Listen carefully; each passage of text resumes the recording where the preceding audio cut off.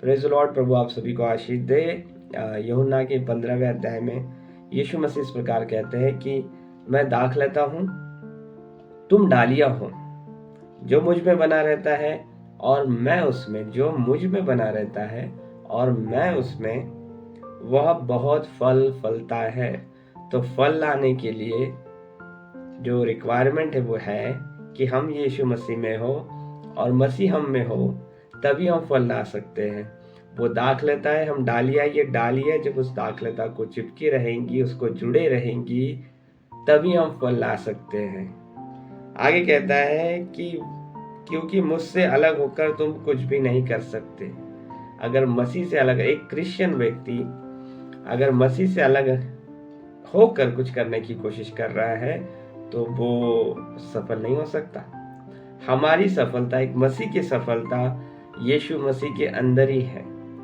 आज के इस बिजी शेड्यूल में, इस बिजी लाइफ में बड़ा मुश्किल हो जाता है कि प्रभु की उपस्थिति में रहे, वचनों में रहे, प्रार्थनाओं में रहे।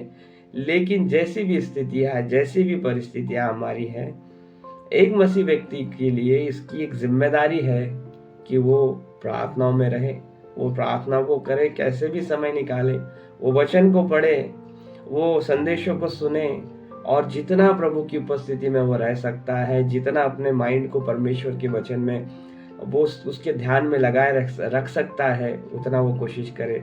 क्योंकि वचन बोलता है कि मैं तुम में और तुम मुझ में अगर रहो तो बहुत फल लाओगे। तो फल लाने का हमारा जो फॉर्मूला है वो यही है कि यीशु मसीह हमारे अंदर और हम यीशु मसीह के अंदर। अगर यीशु मसीह ही नहीं हमारे अंदर है, हम यीशु मसीह में नहीं है, हम वचनों में नहीं, हम प्रार्थनाओं में नहीं, प्रभु की उपस्थिति में नहीं है, तो हमारा जीवन फल नहीं ला सकता। क्योंकि वचन में उसने कहा आगे, क्योंकि मुझसे अलग होकर तुम कुछ भी नहीं कर सकते। इसीलिए विश्वासियों, हमें कुछ करना है तो हमें यीशु मसीह में बने रहना है, और यीशु मसीह के द्वारा से हम बहुत से फल को लाएंगे।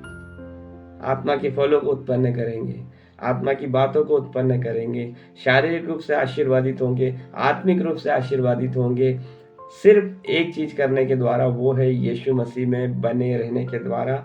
वो दाखलता है और हम डालियाँ हैं, और डालियों की जिम्मेदारी है कि दाखलता को मजबूती से थामे रहे, क्योंकि वही हमारी दृढ़ चट्टान है और वही हमारे लिए हमारी मदद करेगा कि हम फलों को लाए। God bless you all.